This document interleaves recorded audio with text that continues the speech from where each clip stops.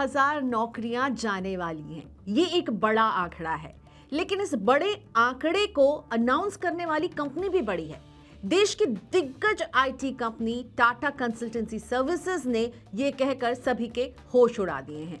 हाल ही में कंपनी का ये बड़ा ऐलान सामने आया है कि वो अपनी ग्लोबल वर्कफोर्स का लगभग 2% यानी 12,000 नौकरियां कट करने जा रही हैं। ये फैसला धीरे धीरे फाइनेंशियल ईयर 2025-26 के दौरान लागू किया जाएगा। टीसीएस का कहना है कि ये कट्स मिडिल और सीनियर मैनेजमेंट लेवल्स में सबसे ज्यादा होंगे।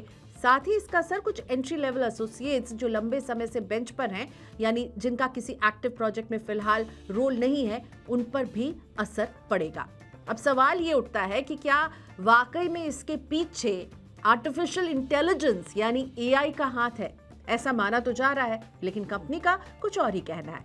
टीसीएस के सीईओ के कृतिवसन का बयान आया है कि ये लेऑफ्स स्किल मिसमैच और कुछ जगहों पर एम्प्लॉयज को इफेक्टिवली डिप्लॉयड ना कर पाने की वजह से हो रहे हैं, ना कि आर्टिफिशियल इंटेलिजेंस की वजह से। उन्होंने ये भी क्लैरिफाई किया कि ये फैसला इसलिए नहीं लिया गया कि उन्हें कम लोगों की जरूरत है, वो अब भी हाई क्वालिटी टैलेंट की तलाश में रहेंगे। इस स्टेप से अफेक्ट हुए एम्प्लॉयज को टीसीएस हर संभव मदद भी कर रही है। नोटिस पीरियड के लिए payment, severance package, extended insurance, counselling और आउटप्लेसमेंट सपोर्ट भी दी जाएगी। कंपनी का कहना है कि ये डिसीजन टीसीएस को फ्यूचर रेडी ऑर्गेनाइजेशन बनाने की एक स्ट्रैटेजी का हिस्सा है।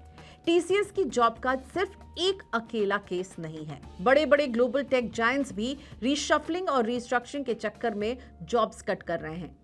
जुलाई 2025 में ही माइक्रोसॉफ्ट ने भी अनाउंस किया है कि वो अपने वर्कफोर्स का करीब 4% कट करेगी, यानी 9,000 नौकरियां जाने वाली हैं। रीस्ट्रक्चरिंग और कॉस्ट कंट्रोल एक कारण है, और उनका ये भी कहना है कि एआई इंफ्रास्ट्रक्चर में उनका काफी हेवी इन्वेस्टमेंट है।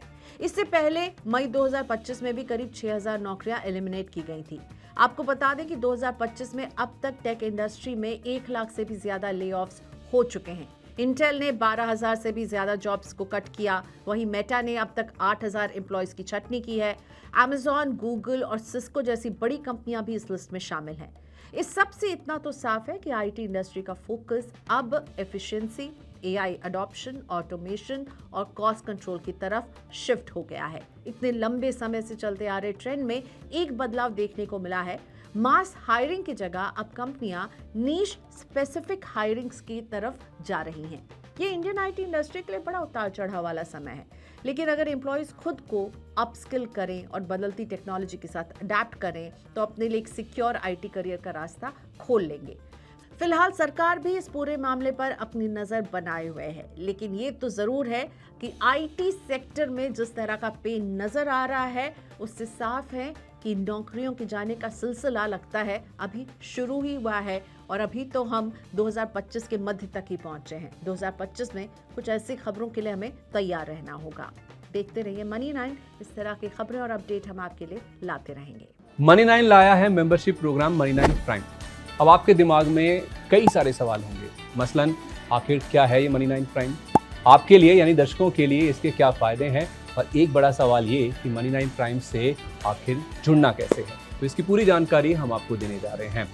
मनी 9 प्राइम में 3 प्लान होंगे, इकोनॉमी, स्टैंडर्ड और वीआईपी। तो फटाफट ज्वाइन कीजिए यूट्यूब पर मनी 9 प्राइम। ज्वाइन करने के लिए मनी 9 के यूट्यूब पेज पर जाइए। होम पेज पर मिलेगा ज्वाइन बटन, इसे क्लिक करें, अपनी पसंद का प्लान चुनें और बस हो गया, अब आप रहेंगे सबसे आगे।